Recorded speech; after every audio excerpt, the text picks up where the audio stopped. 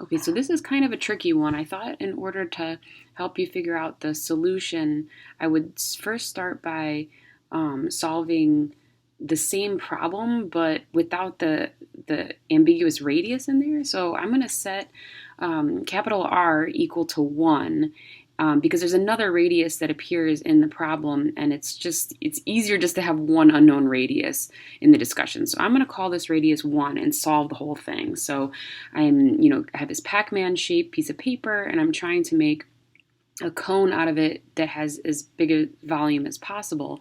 So I sort of roll it up, and I first observe that that radius of 1 is going to, transfer over to that, sort of edge part of the cone.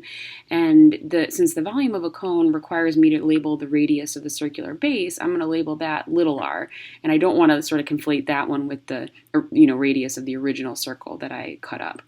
Okay, so from Pythagorean theorem, I see a right triangle in the picture. I can label the height as square root of 1 minus r squared, and then the volume of this cone then becomes 1/3 pi r squared. That's the pi r squared is the area of the base, times the height times 1/3. Now it's a one variable function of r.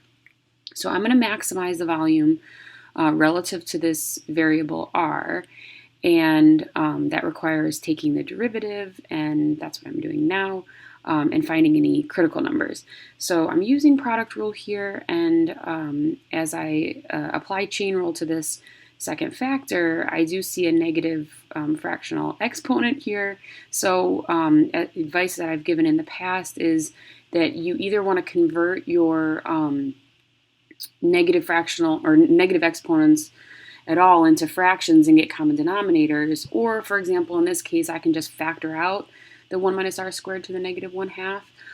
In either case it will convert it over to a fraction that I can inspect for critical numbers by looking at the top and the bottom.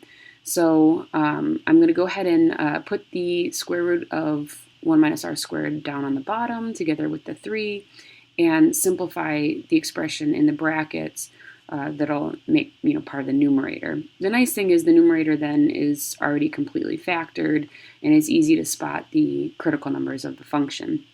Now, of course, r equals 1 in the bottom isn't going to make a whole lot of sense. That would only result if I didn't cut out a wedge of the circle at all. You can kind of convince yourself of that geometrically. So the only reasonable critical numbers are when the top is equal to 0. Again, r equals 0 is not a reasonable one because that would mean that the cone has no volume at all.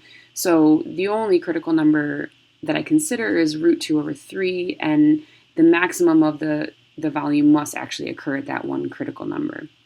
So I'm going to go ahead, the problem sort of asks for the maximum volume. So I take this radius that maximizes it, I plug it back into the volume function, and I can get my maximal possible volume. So this, of course, is an actual number, right? Like if I start with a circle that has an actual radius of 1, then I get my maximized volume in terms of a number. But I'm going to just highlight where 1 showed up in the entire problem and try and do a replacement with a different radius. Like the radius in the problem is capital R, so why don't I just go back and replace the 1s with a capital R, and everything else plays out exactly the same. I think it's a little bit confusing when you put the capital R in the first place, but looking back and realizing that 1 didn't really make a whole lot of difference in the problem, I can just replace it with any number that I like, whatever that original radius was. So I'm putting in a capital R and showing you that, in the derivative phase, for example, the capital R doesn't, make any difference to the derivative because when I encounter it, I just treat it like any constant whatsoever.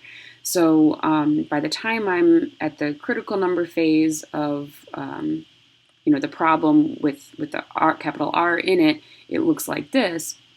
And we'll see that my one and only critical number is not that much different than when I got when the radius was 1. And I just really follow the math that I had before to give an answer to the general problem.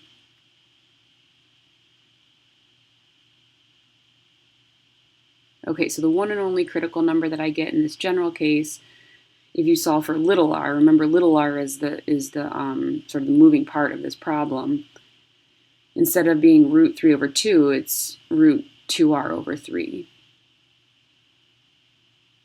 And I plugged that critical number back into the volume expression, and that is then giving me the maximum volume.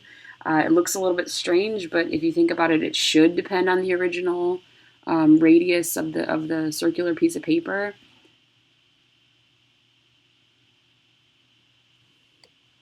Okay, so this is what we have, simplifying slightly. Okay, and we have this somewhat nasty looking maximized volume.